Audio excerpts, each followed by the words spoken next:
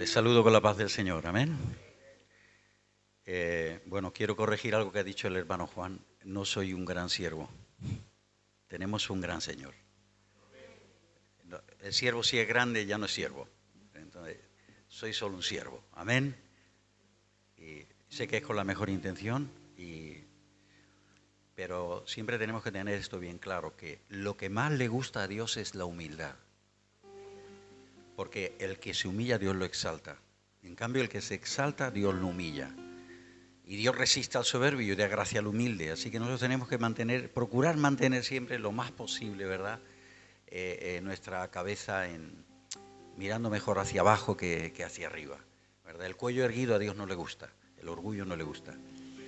Y tenemos un problema todo ser humano en nuestra carne, y es que el orgullo nace solo. Es una hierba que sin plantarla sale.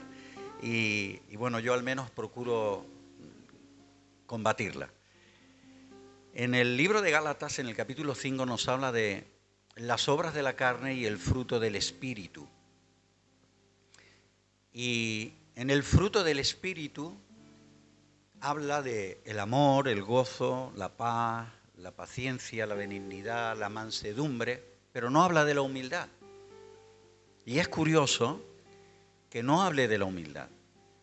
Y en estos días nosotros ya llevamos así algunas semanas en la congregación donde me reúno, intentando entender qué es la humildad y por qué no aparece en el fruto del Espíritu la humildad. Porque nosotros muchas veces cuando oramos le pedimos al Señor, Señor, dame humildad. Y hemos llegado a entender que nunca el Señor nos va a dar humildad. Porque la humildad es algo que Él nos pide a nosotros que tenemos que poner. O sea, la Escritura dice, humillaos, o sea, es un mandamiento, nos tenemos que humillar nosotros, es algo que tenemos que entregar. Y si el Señor nos humilla, entonces es porque trae algo sobre nosotros, una gran prueba, que lo que trae es un quebrantamiento grande, y eso no quiere decir que Él nos humille, que nos ponga por bajo, no quiere decir que nuestro corazón se pone a la par y se humilla, porque a veces todos lo hemos vivido, que alguien a lo mejor ha hecho algo que nos ha humillado, pero nuestro corazón no se ha humillado. Se ha quedado resentido contra el otro. La otra persona nos ha puesto en evidencia y nos ha humillado y nosotros nos hemos quedado mal, nos hemos quedado como resentidos. Y lo que el Señor nos enseña, solo una vez Jesús dice, aprended. La palabra de Dios cuando la leemos en el Evangelio de Mateo, solo una vez dice aprended. Dice, aprended de mí que soy manso y humilde de corazón. Solo una vez. Solo nos pide que aprendamos una lección. ¿Es posible que esto sea suficiente? En el libro del profeta Miqueas dice, me ha mostrado el Señor lo que es bueno y lo que espera Él de mí. Hacer justicia, misericordia y ser humilde ante Él. ¿Cómo es posible que sea tan sencillo el camino de la salvación y que nosotros lo compliquemos tanto? Porque justamente el mayor de los combates que el hombre mantiene es con su yo, con su ego, con la rebeldía, con el orgullo. Es el mayor de los combates. Lo que más nos impide obedecer es nuestra opinión, es nuestra visión, son nuestros principios, nuestros razonamientos. Pero cuando nos humillamos, estamos entregando nuestros razonamientos, estamos entregando nuestra voluntad. Y eso va en concordancia con lo que Jesús enseñó. Cuando vienen los discípulos y le dicen, Señor, Juan ha enseñado a orar a sus discípulos y también los fariseos, sus discípulos, también han sido enseñados a orar. Enséñanos a orar. Y Él les dice, vosotros pues oraréis así. Padre nuestro que estás en los cielos, santificado sea tu nombre, venga a nosotros tu reino, hágase tu voluntad. Hágase tu voluntad. Es la entrega de nuestro yo, de nuestra voluntad. Ahí es donde empieza a romperse todo nuestro ser y entramos en la dimensión que Él quiere. Porque Él da gracia a los humildes. O sea, estamos hablando de algo que viene de arriba, una impartición del cielo. Dice, resiste al soberbio.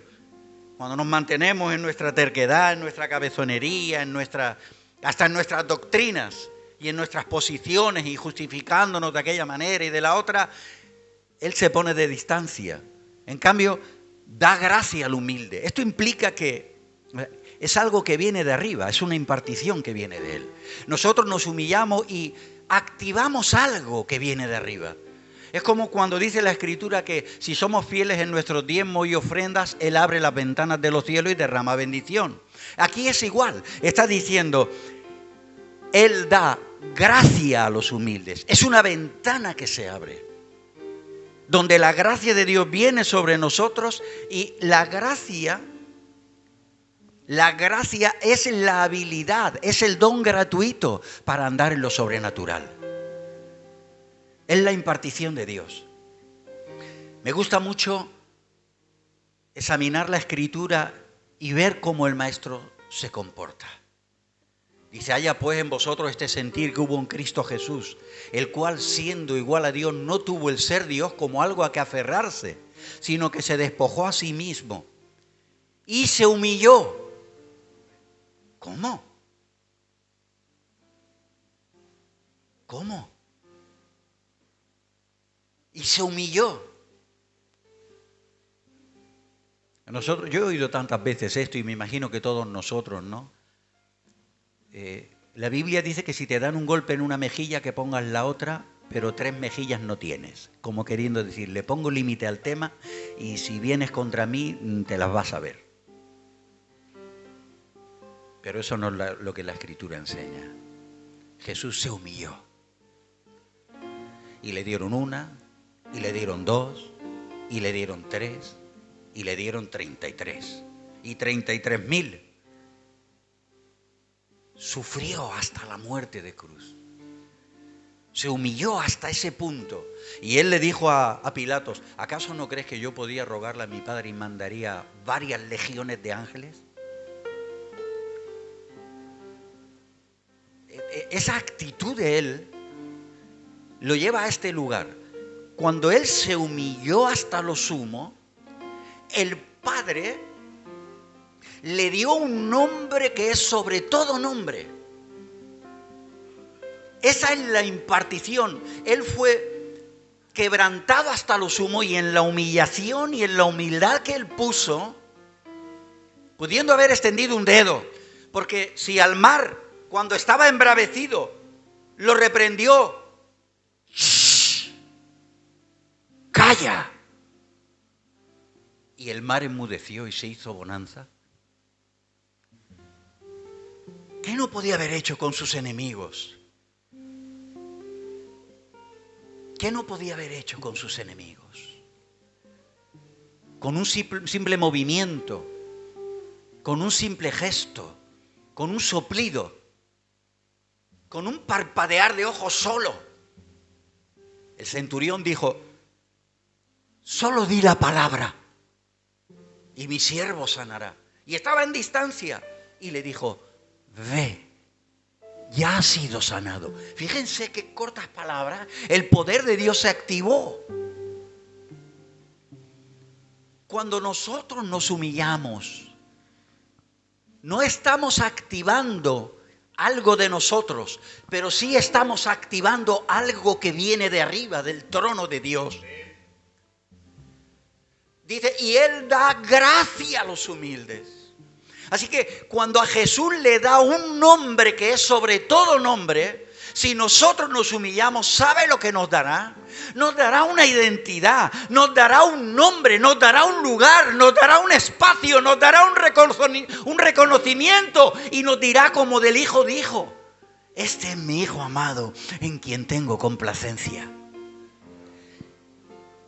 No debemos de buscar los aplausos de los hombres ni el reconocimiento de la gente.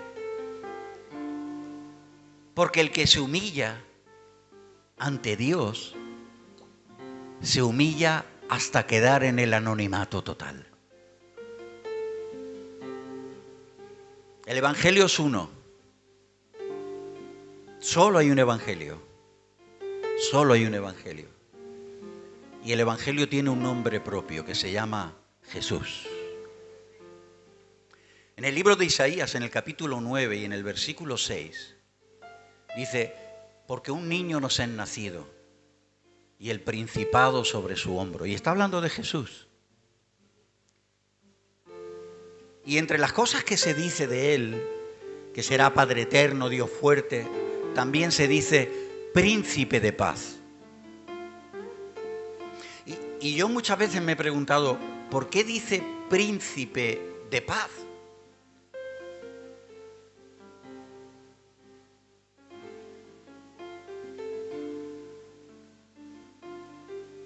Y orando el Señor me mostró algo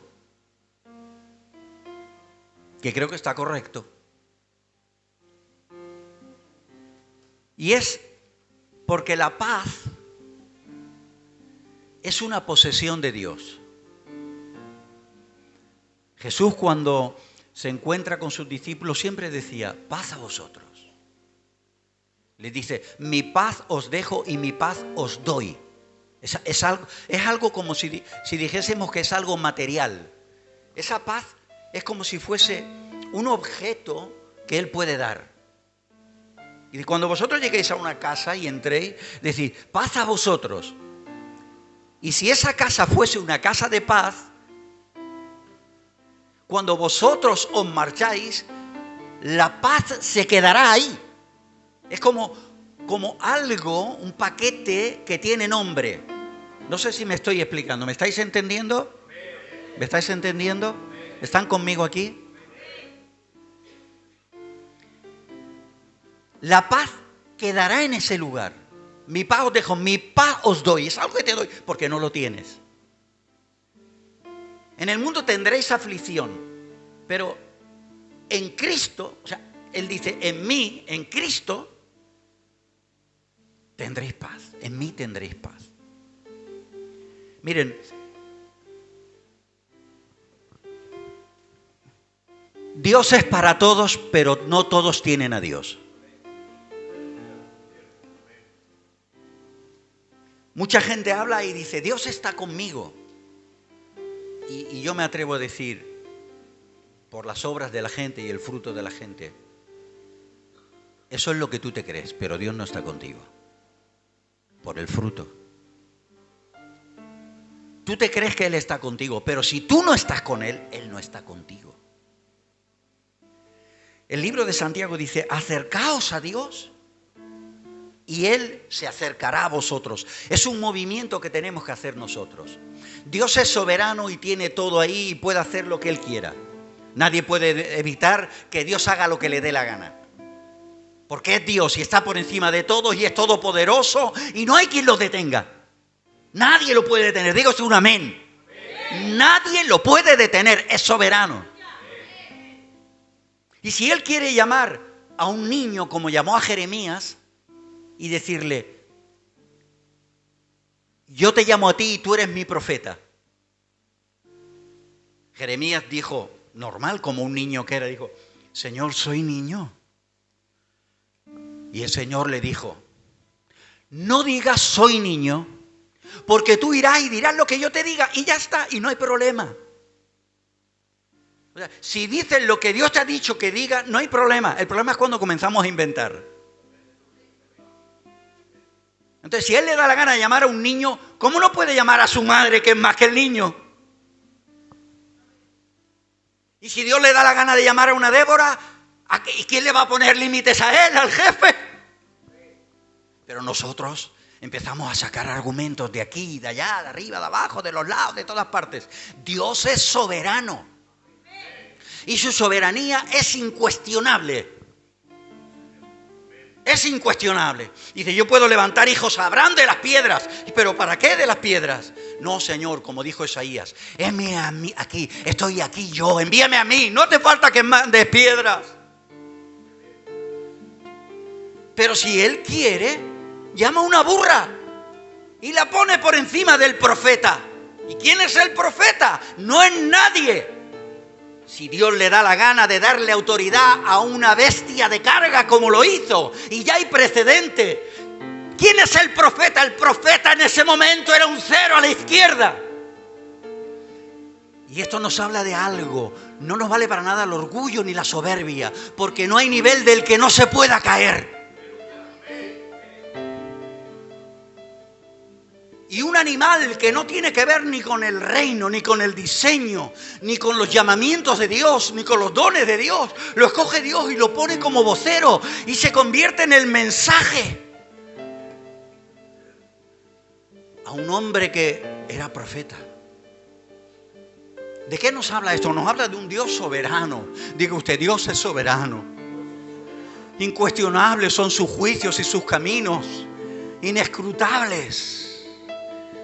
¿Quién no te temerá, oh Señor? ¿Quién no te temerá?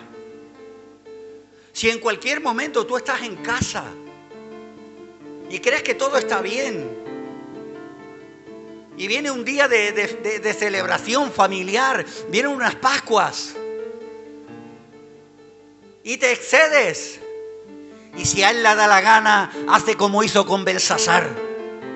Pone una mano en la pared escribiendo Mené, Mené, Tekel Uparsin. Y tú que te crees que estás ahí. El dedo de Dios no hay quien lo detenga. Nos pesa a todos, nos mide a todos. No hay nivel del que no se caiga.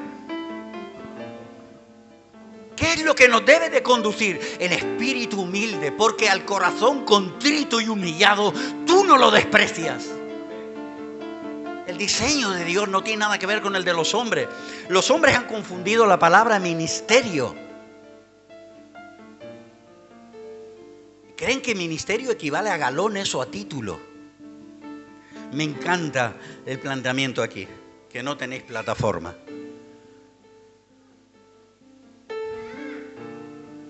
En muchos sitios ponen una plataforma, o se pone una plataforma, o ponemos plataforma, y le llamamos el altar. ¿Pero qué estamos hablando de altar si ya no hay altar?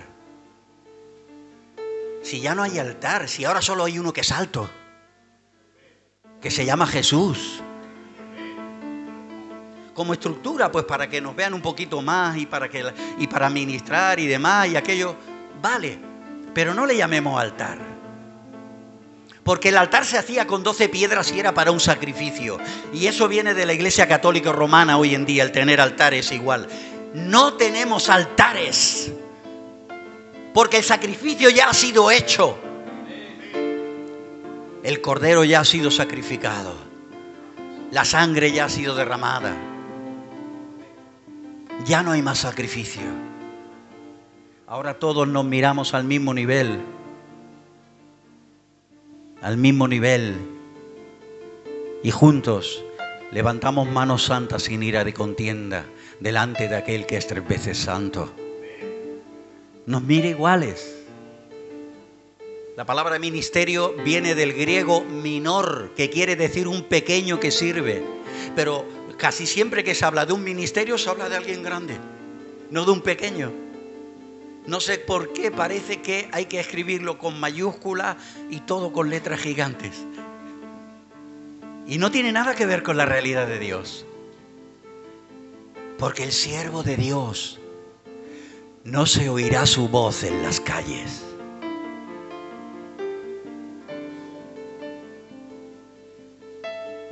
El siervo es el doulos, es el esclavo, es el que sirve a todos.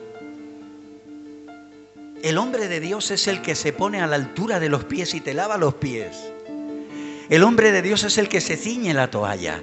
El hombre de Dios es el que vela por ti, el que te ama, el que se preocupa, no el que se enseñorea de ti. La Escritura nos enseña de una forma tan diferente a como a veces hemos llegado a concebir el Evangelio. La grandeza se mide en cuánto te puedes abajar. Humildad, servicio. No sé si me estoy haciendo entender.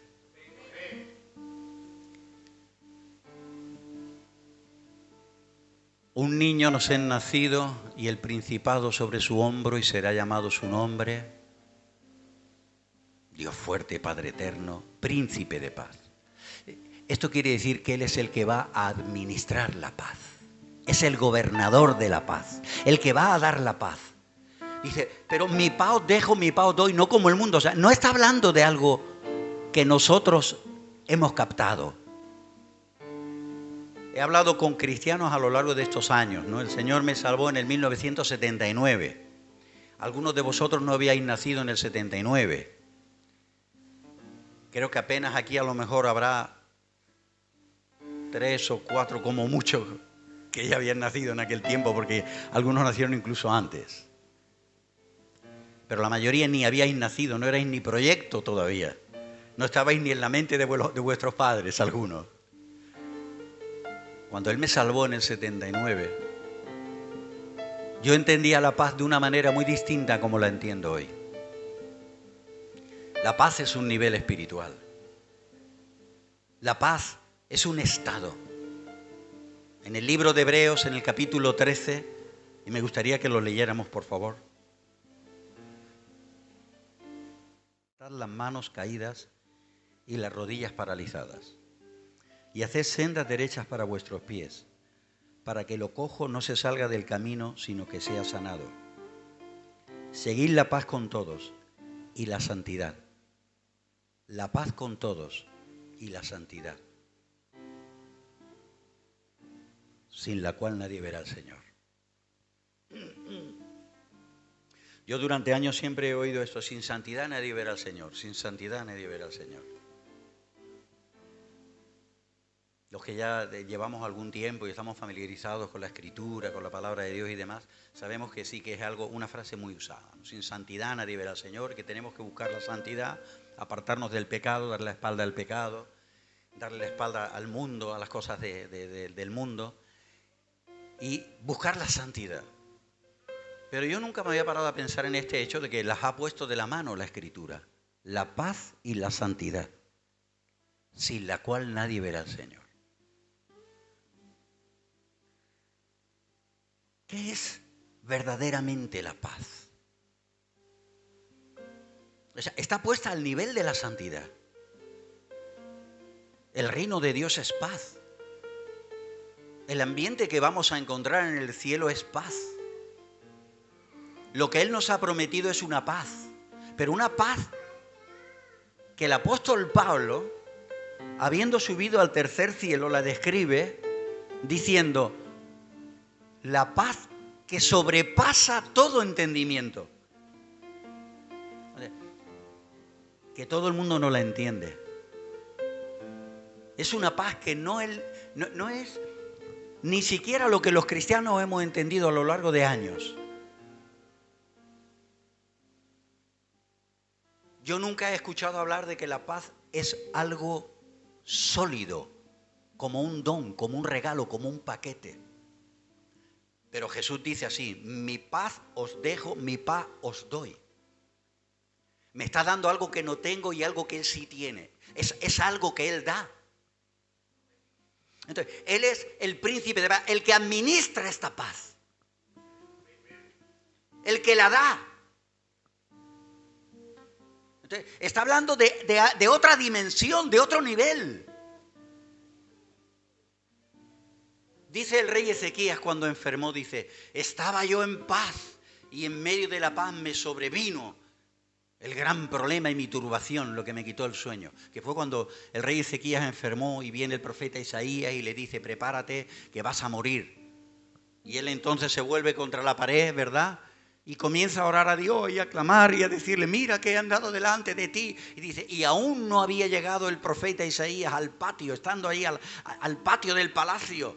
Apenas, o sea, era un momento lo que había entre el mensaje de Isaías: te vas a morir, y el momento en que llega al patio, es un momento, es un instante. Viene de nuevo palabra de Dios, irrumpe la palabra de Dios. Y le dice: vuélvete y dile 15 años más. Él le estaba diciendo: yo estaba en paz. Pero esa no es la paz de la que Dios habla. Esa paz que él tenía era la paz de un rey que no tiene guerra con otro. De alguien que en su casa entra y no oye discusiones. A veces la paz la comparamos con: cállate que me roban la paz. Lo que me quita es el sosiego, la tranquilidad. Pero la paz de la que habla Dios es otro nivel. Es como cuando habla del gozo del Señor. Que dice Jesús, dice en la Escritura, dice: bien hecho, buen siervo y fiel, entra al gozo de tu Señor. Es como una habitación diferente. Diga usted amén. Es un espacio distinto. Entra al gozo de tu Señor. Y el apóstol Pablo, habiéndolo experimentado, porque fue llevado al tercer cielo, habla de esto como el gozo inefable, inhablable. Es otro nivel. Hay gente que cree que ya ha llegado al final, que ya ha llegado a todo lo que tenía que llegar, que ya ha tocado todo lo que tenía que tocar y sabe todo lo que tenía que saber. No podemos hablar hay personas con las que no se puede hablar del Señor. Hablar con ellos, no, yo ya lo sé, yo tal. Y yo lo sé. Pues no sé yo, no conozco yo. Pues no sé yo nada. Pues eso, justo, no saben nada. Que gloria tenga su nombre. Pues no sé yo nada. Y te tira el aliento y no te chicle. ¿Me entienden, no?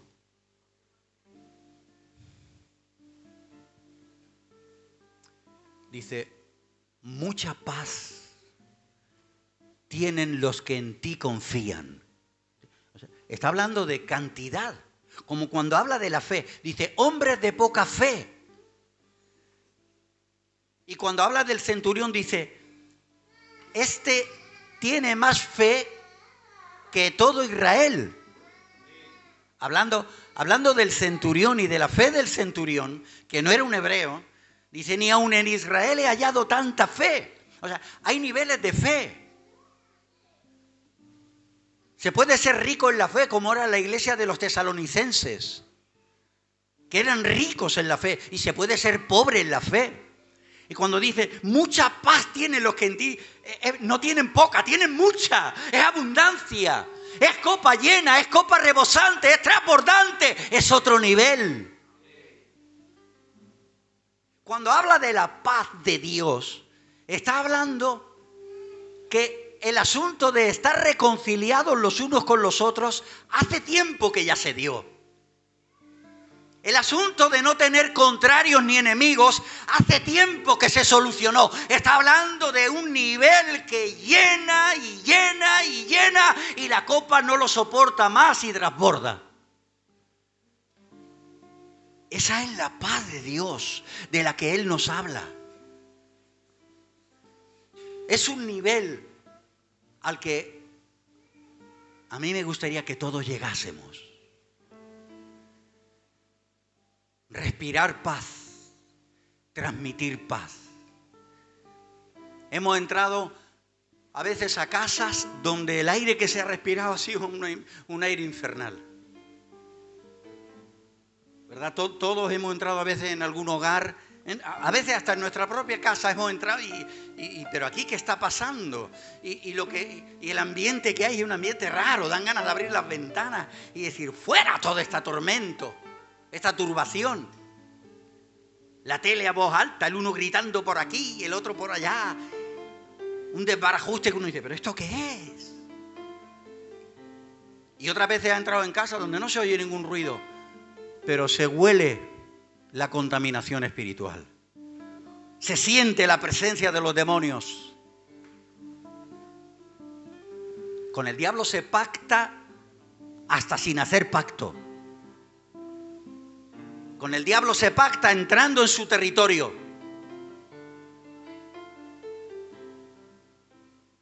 Hay gente que no quiere nada con el diablo, pero ha abierto su corazón a las ganancias deshonestas y ha pactado con el enemigo sin hacer pacto. Y el otro toma ventaja y mete su semilla y extiende sus raíces porque no hay nada que lo detenga. El único que puede detener al hombre fuerte es otro más fuerte. Y hace lo que quiere.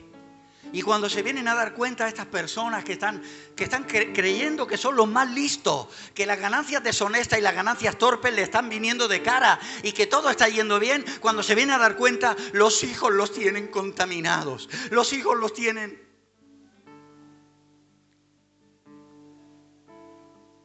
Y voy más allá, a veces incluso sin querer. Tienen a los hijos comiendo bocadillos de mortadela en Foncalén.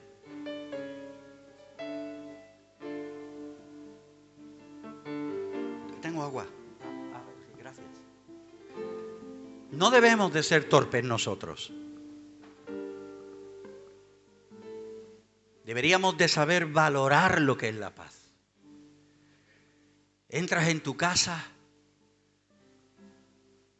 y deberías de respirar el aire de su casa. Cuando la gente viene a nosotros y habla con nosotros, debería de decirnos esa cosa que alguna vez nos han dicho, seguramente. A mí alguna vez me lo han dicho. Me han dicho, Silvestre, cuando hablo contigo, recibo paz. Es porque es algo inherente que viene con nosotros. Es algo que estamos humillándonos debajo de la mano de Dios y Él nos está dando esa gracia. Y viene con nosotros y no somos ni conscientes de lo que vamos transportando, de lo que somos portadores. Somos portadores de sal, de luz, de paz, de agua, de bendición, de riquezas del cielo. Porque Él da gracia. ¿Y la gracia qué es? La gracia es abundante. La gracia no es escasa.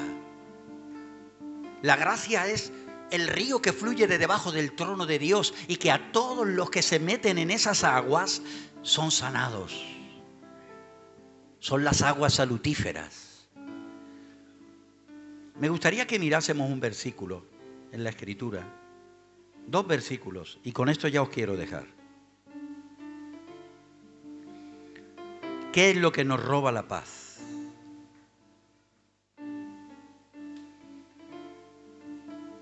¿Qué es lo que nos roba la paz? En los Salmos, me gustaría que vuestro pastor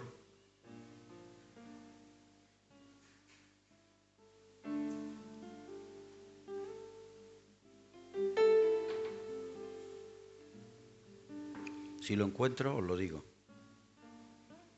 Hay 2 versículos que los tenía aquí. Pero como manejo tan mal esto me gusta mejor la Biblia. Ok, aquí. Salmo 120, versículo 6. Juan, por favor, ¿puedes leerlo?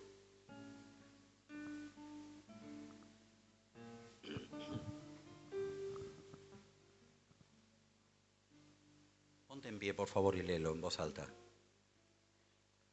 Mucho tiempo ha morado mi alma con los que aborrecen la paz.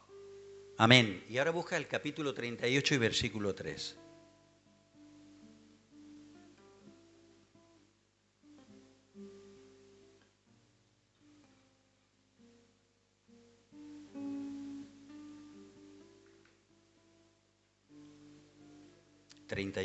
Salmo 38, versículo 3.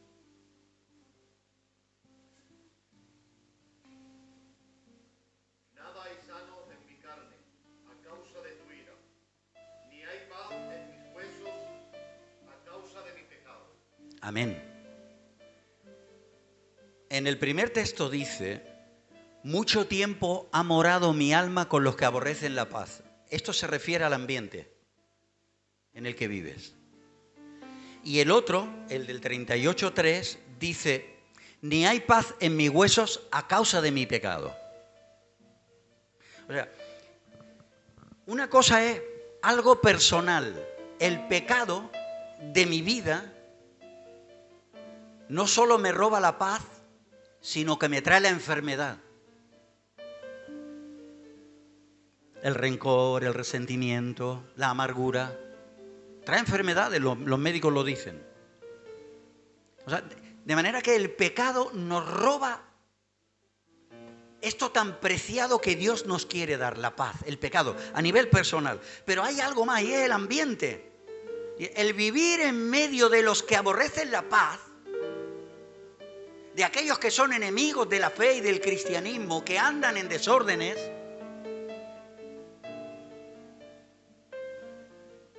me ha quitado también la paz.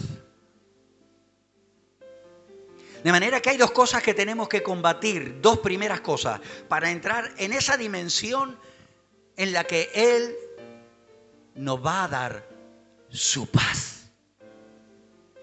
Como una impartición, como un don, como otro nivel. Hay 2 cosas que tenemos que combatir. Una, en primer lugar, es el pecado, que nos va a llevar a recuperar incluso la salud. Combatir el pecado, enfadarnos con él, verlo como lo que es, como el enemigo de nuestras almas, de nuestra vida, el pecado. Dios aborrece el pecado. ¿Somos hijos de Dios? Yo recuerdo que mi padre tenía un contrario. Hubo un hombre que cuando acabó la guerra civil lo denunció. Y vinieron los civiles y se llevaron a mi padre y le pegaron una paliza que por poco no lo matan. Porque había ido a coger leña. En aquel tiempo la leña, no había gas y para cocinar se usaba la leña. O tenías petróleo y para eso tenías que comprarlo, ir a buscar la leña, buscabas la leña y con la leña cocinabas. Y él tenía que ir a hacer leña al monte porque si no hacía leña, mi madre no podía cocinar, no podían comer en la casa. Y buscaban la leña. Pero la leña estaba en unos terrenos que eran del Estado y que habían dicho que estaba prohibido ir ahí a por la leña. Y le pidió a un amigo que le dejara un hachuelo. Y con el hachuelo se fue, metido en una bolsa y con la burra y se fue al monte. Y allí llegó y empezó entonces a hacer leña. Y cuando volvía con la carga de leña, a la entrada del pueblo, en el puente, era obligatorio pasar por ese camino. Ahí estaban los jundunares, la Guardia Civil. Dijeron, alto ahí, ¿a dónde va relleno? Mi padre le decía en el relleno. ¿A dónde va relleno? Y dice, a la casa. ¿Y qué llevas ahí? Y, ¿qué te voy a decir? Si está a la vista, llevo la leña para cocinar. A la vente con nosotros. Le quitaron el hacha, le quitaron la leña y le pegaron una paliza. Aquel se convirtió en el enemigo de mi padre, era su contrario, era su enemigo. Y a nosotros, todas las navidades, cuando comíamos, y ya él se había bebido algún vasico de vino más que otro, decía, porque quiero que sepáis que fulano es nuestro contrario, es nuestro enemigo. Y mi hermano tenía 16 años y se enteró de que ese hombre apareció por allí, por el pueblo, y cogió el cuchillo y se fue a buscarlo para matarlo. Porque era nuestro contrario. Lo que mi padre aborrecía, lo aborrecíamos nosotros. Pero ahora somos hijos de Dios. Y Él aborrece el pecado y nosotros también. Dale un aplauso a Él, que se lo merece.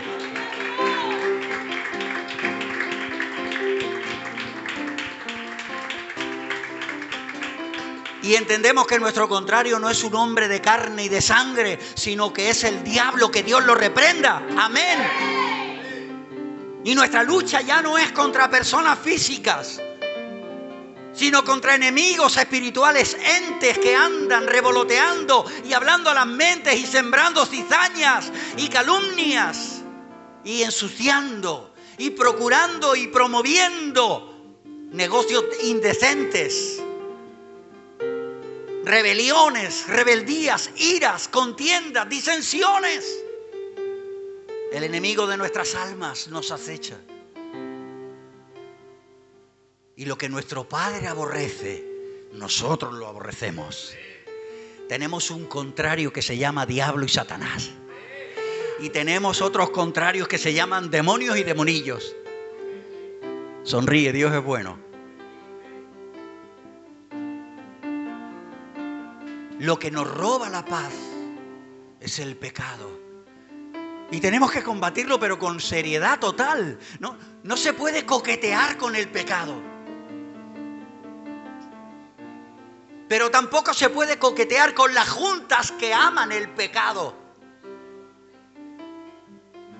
Con los que aborrecen a Dios y aborrecen la paz y son enemigos del Evangelio, no podemos coquetear. Ni podemos llamarle amigo al mundo. Porque el que se hace amigo del mundo se constituye enemigo de Dios. Y a veces ese que aborrece la paz puede ser mi hermano en la carne. Y el vínculo no me lo va a quitar porque nos ha parido la misma madre. Y es mi hermanico y lo quiero y lo amo y lloro por él y derramo lágrimas por él. Pero no puedo comerme todo lo que él se come.